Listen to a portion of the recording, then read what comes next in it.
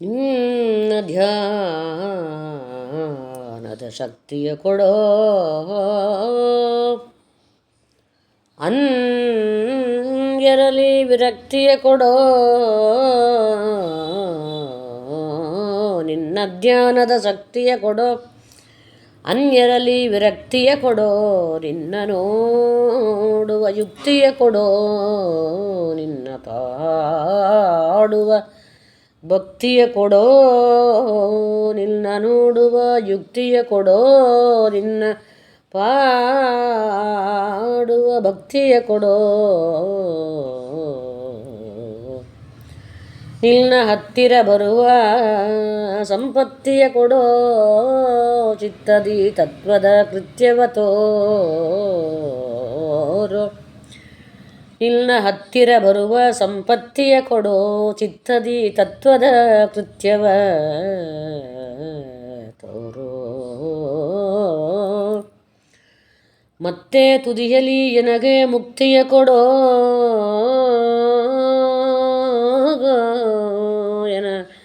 ಮತ್ತೆ ತುದಿಯಲಿ ಎನಗೆ ಮುಕ್ತಿಯ ಕೊಡೋ, ಎನಗೆ ಮುಕ್ತಿಯ ಕೊಡೋ, ಎನಗೆ ಮುಕ್ತಿಯ ಕೊಡೋ. ಅತ್ತತ್ತ ಮಾಡೋ ಭವ ಕತ್ತಲೆ ಎನಗೆ ಮುತ್ತಿದೈ, ಅತ್ತತ್ತ ಮಾಡೋ ಭವ ಕತ್ತಲೆ ಎನಗೆ ಮುತ್ತಿದೈ ಹಯವದನ.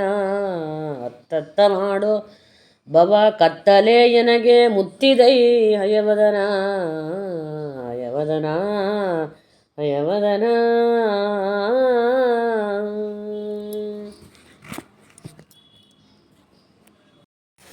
ಈ ಸಣ್ಣ ಉಗಾಭಾಗದಲ್ಲಿ ದೇವರನ್ನು ಬೇಡಿಕೊಂಡಿದ್ದಾರೆ ನಮ್ಮ ಭಾವಿ ಸಮೀರ ವಾದರಾಜ ಸ್ವಾಮಿಗಳು. ನಿನ್ನ ಧ್ಯಾನ ಮಾಡ್ಲಿಕ್ಕೆ ನಂಗೆ ಶಕ್ತಿ ಕೊಡು ಅಂತಾರೆ. ಭಗವಂತನ ಶಕ್ತಿ ಇದ್ದರೆ ಧ್ಯಾನ ಮಾಡ್ಲಿಕ್ಕಾಗೋದು.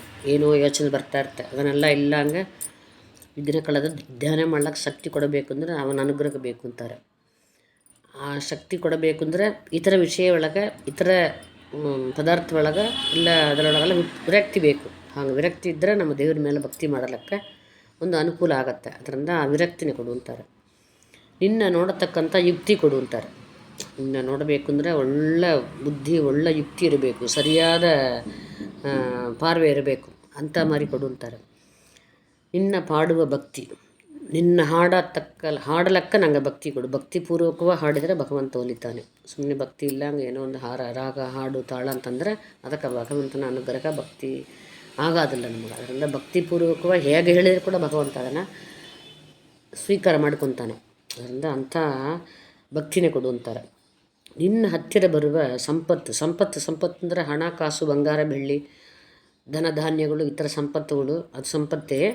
ಅದು ಲಕ್ಷ್ಮೀ ಸಂಪತ್ತು ಅಂದರೆ ಭಗವಂತನಂತರಿ ಹೋಗತಕ್ಕಂಥ ಒಂದು ಭಕ್ತಿ, ಒಂದು ಧ್ಯಾನ ಇದೆಲ್ಲ ಇರುತ್ತಲ್ಲ, ಅದು ನಿಜವಾದ ಸಂಪತ್ತು ಅಂತಾರೆ. ಅಂಥ ಸಂಪತ್ತು ನಿನ್ನ ಹತ್ತಲಿ ಬರತಕ್ಕಂಥ ಸಂಪತ್ತು ನನಗೆ ಕೊಡು, ನಿನ್ನ ಹತ್ತಿರ ಇರಬೇಕು ನಾನು, ಅಂಥ ಸಂಪತ್ತು ಕೊಡು ಅಂತ ಹೇಳ್ತಾರೆ. ಚಿತ್ತ ಒಳಗೆ ಯಾವಾಗಲೂ ತತ್ವಗಳು, ಕಾರ್ಯಗಳು, ತತ್ವ ಕಾರ್ಯಗಳು, ಒಳ್ಳೆ ಬುದ್ಧಿ ನಮಗೆ ಚಿತ್ತ ಒಳಗೆ ಸರಿಯಾಗಿರಬೇಕು. ತತ್ವದ ಕೃತ್ಯ, ಚಿತ್ತ ಒಳಗೆ ತತ್ವದ ಕಾರ್ಯಗಳನ್ನ ತೋರಿಸಿಕೊಡು ಅಂತಾರೆ. ಮತ್ತು ತುದಿಯಲ್ಲಿ ಇದಿಷ್ಟು ಮಾಡಿದರೆ ತಾನಾ ದೇವ್ರ ಭಕ್ತಿ ಕೊಡ್ತಾನೆ. ಭಕ್ತಿ ಇರಬೇಕು, ವಿರಕ್ತಿ ಇರಬೇಕು, ಭಗವಂತನ ನೋಡುವ ಯುಕ್ತಿ ಇರಬೇಕು, ಭಗವಂತನ ಪಾಡತಕ್ಕಂಥ ಭಕ್ತಿಯಿಂದ ಕೂಡಿದ ಹಾಡಿರಬೇಕು, ಅವನ ಹತ್ತಲಿ ಹೋಗಬೇಕು, ಅಂಥ ಸಂಪತ್ತಿರಬೇಕು.